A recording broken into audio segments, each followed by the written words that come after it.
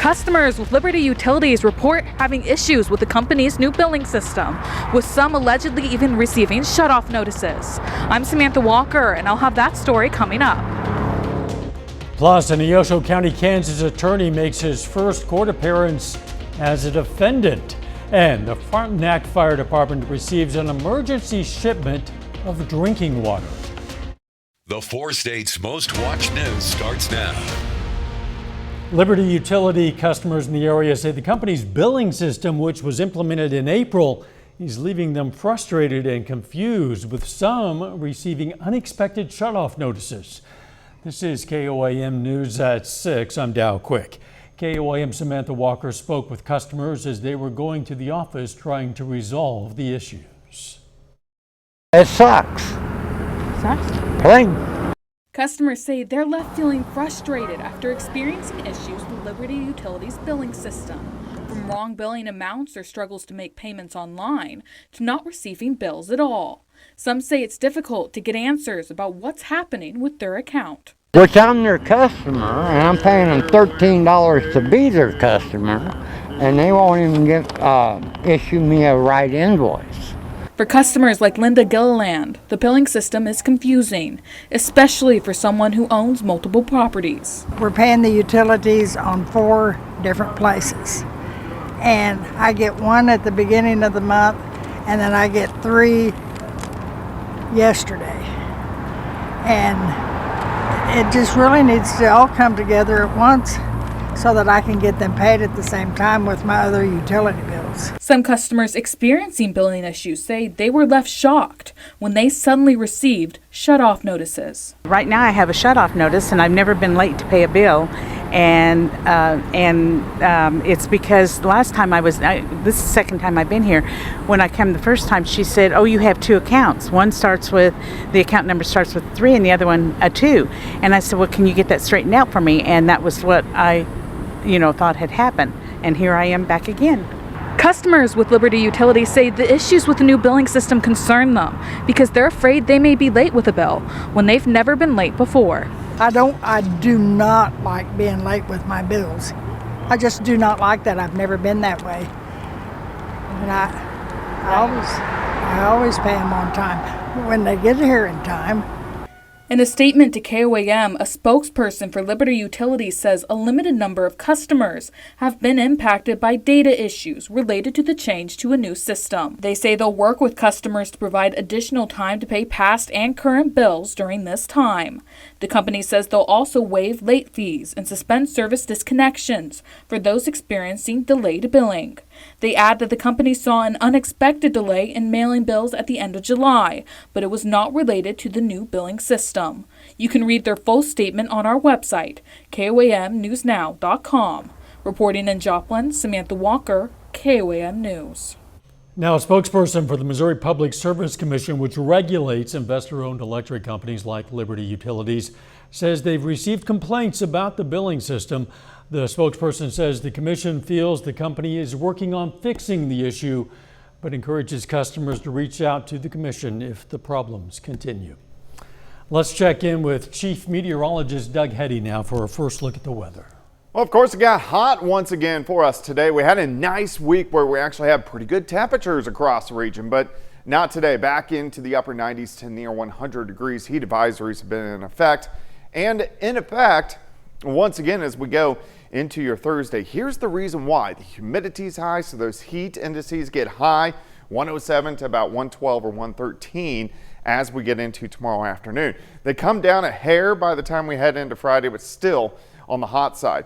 On the other end, we're tracking thunderstorms, which are going to start to get into our northern counties late tonight into tomorrow morning. So hit and miss storms north of I-44 during the morning hours. But once we get into the afternoon, they blow up again. And these will be strong to severe. So we have a severe threat as well as we go into Thursday afternoon. Of course, we're going to break down the heat and thunderstorms for you here in just a bit.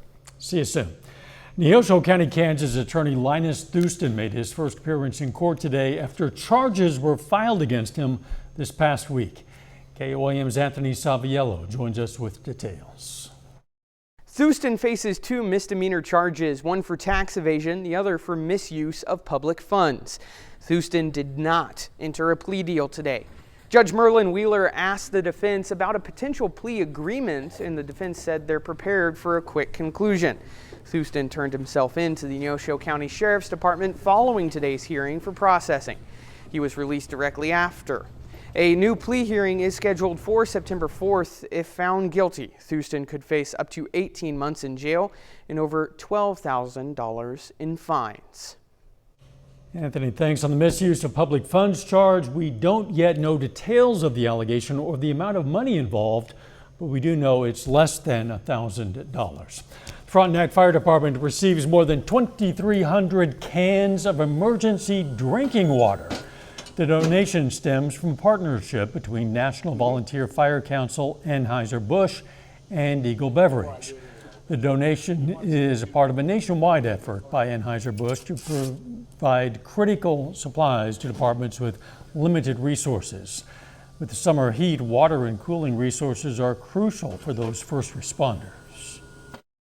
We're a combination department, which means I'm paid and I have 3 part-time guys, but the other 24 are strictly volunteers.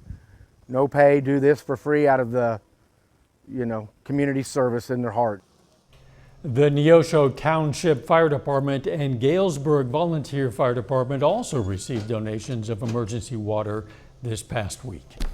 Still ahead, an especially dangerous stretch of days for teen drivers. And the Joplin Health Department provides a program to help teen drivers be safe. We're currently in a time period when traffic-related deaths involving teen drivers tends to increase. KYM's Melissa Alexis has more. This is the car speed. Owner of Barcelona Driving School, and says the issues that contribute to fatal crashes, like speeding, texting, and driving under the influence, can be combated by parents leading New drivers' inexperience compiled with just the increased number of distractions. To combat dangerous driving situations, the Pittsburgh Police Department partners with KDOT. It's focused on traffic enforcement measures. So we have You Drink, You Drive, You Lose that starts on the 17th and runs a couple of weeks. It's focused mainly on driving under the influence and things of that nature, but obviously any other offenses are still on the table. He recommends to avoid the risk of a fatal accident, buckle up and avoid being distracted by your phone. Wearing your seatbelt could turn something that may be tragic into something that's just a fender bender or just a minor injury. John Barcelona is the owner of Barcelona Driving School and says the issues that contribute to fatal crashes, like speeding, texting, and driving under the influence, can be combated by parents leading by example and enforcing the restrictions on their child's driver's license. So the parenting skills comes in and says, I'd rather tell you no and have tears here than say yes and have tears at the hospital because I said go. According to AAA, teen drivers are 3 times more likely than adults to be involved in a fatal car crash. More than 7 people per day die in crashes during those most dangerous 100 days. People like Officer Bowman and Instructor Barcelona hope raising awareness will help reduce those numbers. Reporting in Pittsburgh, Melissa Alexis, KOAM News. AAA says that a 16 or 17-year-old's risk of death per mile increases 44% when one passenger younger than 21 is in the car. The risk doubles when there are 2 passengers younger than 21 in the car. The Joplin History and Mineral Museum has a program specifically for keeping teen drivers safe. First Impact is a free 60 to 90-minute program designed to introduce teens and their parents to the risks new teen drivers face. The program also provides parents with the tools to monitor, coach, and support their teen drivers. Trying to get them on the road, it helps decrease their anxiety because they can talk about things. They are on the same page. They know what's expected of them. They're not going in blindly trying to figure out, well, what are they going to be doing whenever they go behind the wheel and I'm not there to help guide them. So, parents who'd like to sign up their teen drivers for First Impact can just go to our website, KOAMnewsnow.com, where we've provided a link to the information. A little bit later, the Joplin Outlaws get ready for our winner-takes-all championship matchup against the Abilene Flying Bison. John Dales has a preview of tonight's game and more coming up in sports. Plus, the heat isn't going anywhere, and we're going to introduce strong to severe thunderstorms. Details coming up.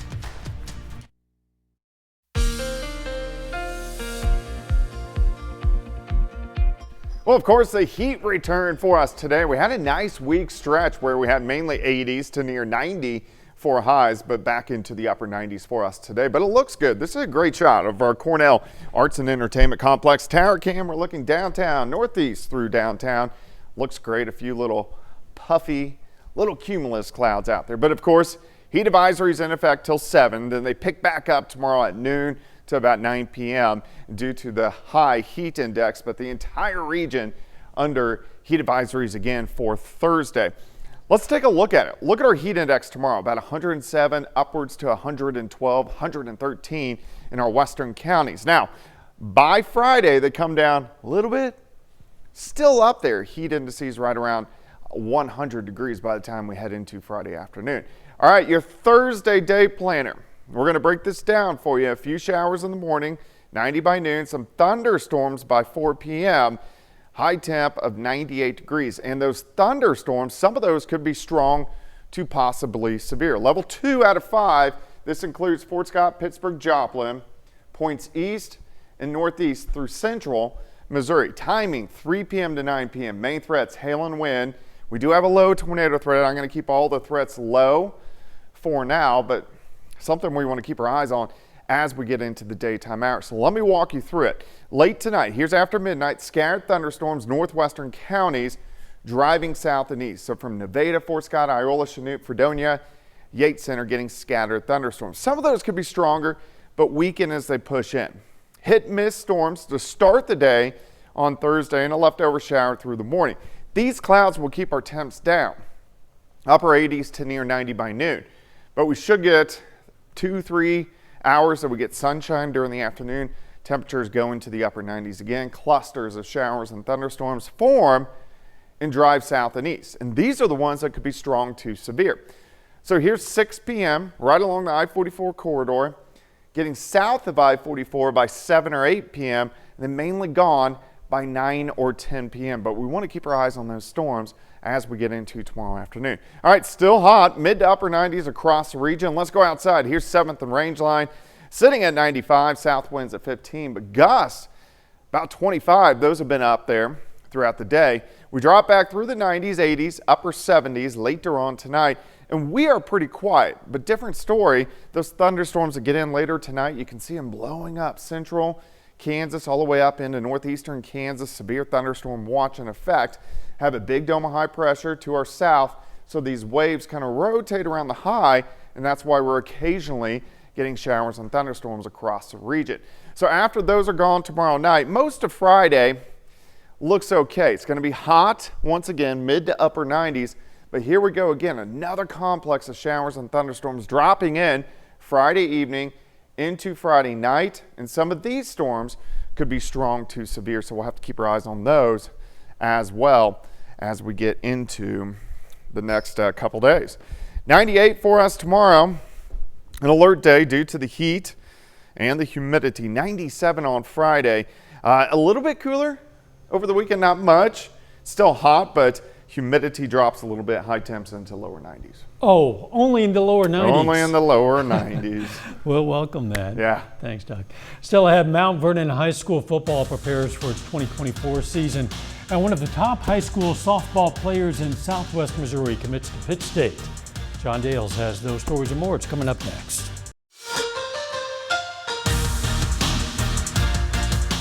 Mount Vernon High School football enters 2024 with the chance to not only be one of the top teams in the Big 8 or even Southwest Missouri, but the Mountaineers have enough talent to be considered one of the best squads in all of Class 3. The Mountaineers are on the practice field this morning, 2.5 weeks away from their season opener against Aurora.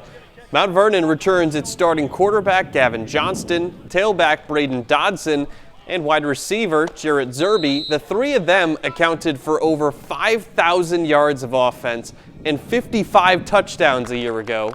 Those senior leaders are motivated to elevate their game even further in 2024. it left a bad taste in our mouth that last game last year, and so we've just been antsy to get back out here because we know we're gonna have a pretty good team this year. Since we got 13 seniors, I think, so we're ready for this year. I mean, I'm really excited because, you know, Gavin, he's a really good quarterback. He's like one of the top 2 in the area. And Jarrett, of course, is really good. He played with the club last year and still had a bunch of receiving yards and touchdowns. But I'm most excited for probably our O-line because they're coming back. And I think we have 4 returning starters, 3. And it's just really nice having experience up front and really helping us out. Later this evening, we'll hear from Joplin High School football. The Eagles are on the practice field as we speak. They're coming off a 7-4 season in 2023. Had 8 of last year's seniors go on to play college football in 2024. And you can hear from the Eagles later tonight at 9 on Fox 14 and 10 on KOAM. Big softball recruiting news today. Diamond High School rising senior Lauren Turner announces on Twitter she's committing to Pittsburgh State. Turner was a huge part of Diamond's 2022 and 2024 state championships. She was voted an all-state performer both of those seasons and still has her senior year remaining before joining PSU. Well, the Joplin Outlaws 2024 season all leads up to tonight after rallying from an 8-run 7th-inning deficit in the Mid-America League playoff semifinals last night. They play for a championship this evening. It's a battle of the top 2 teams in the Mid-America League. The Outlaws take on the Flying Bison in their home stadium in Abilene, Texas. These two saw each other just 5 times in the regular season. The Outlaws went 1-4 in those games. I'll keep you updated on the score of this one throughout the night. To Major League Baseball, Royals trying to avoid a sweep in Minnesota today. Top of the 3rd inning, Bobby Witt Jr. smashes this pitch to deep left center. That gets out for a solo home run. And we'll show you, take another look at where that pitch is located. Up near his shoulders. But Witt Jr. muscles it out. Royals up 2-0. Bottom 4, Twins get back within a run after this second deck moonshot off the bat of Cody Santana. It's now 2-1. That stays the score until the 6th. Paul DeYoung crushes one deep to left. That's gone for a solo shot lead. Back up to 2. Now Cole Reagan's on the mound for Kansas City. He didn't allow much after that home run. He gets a swinging strikeout in the 6th. Then 2 more in the 7th. The Royals go on to win it 4-1. They're within a game and a half of the Twins for the second AL wildcard spot. That's it for sports. We're back after this. Here's a look at what's coming up on KOAM News at 9 on Fox 14. A woman's on trial in McDonald County accused in the murder of her husband. Plus, a look at the Gold Award project a local Girl Scout is working on. Those stories, a lot more. It's coming up tonight on KOAM News at 9 on Fox 14. It's hot out there, and it's going to stay hot out there for a while. Yeah, alert day once again for us on Thursday. This is due to the high heat index, but also some strong to severe thunderstorms late afternoon. Final sports notes. We want to let Pigskin Preview fans, football fans, know they have a chance to win 2 tickets to a Chiefs game on November 29th. All those details are on our website. Can I get in on that? Can. I don't think you're eligible for that one. We'll see you right back here at 10. Let's make it a great evening.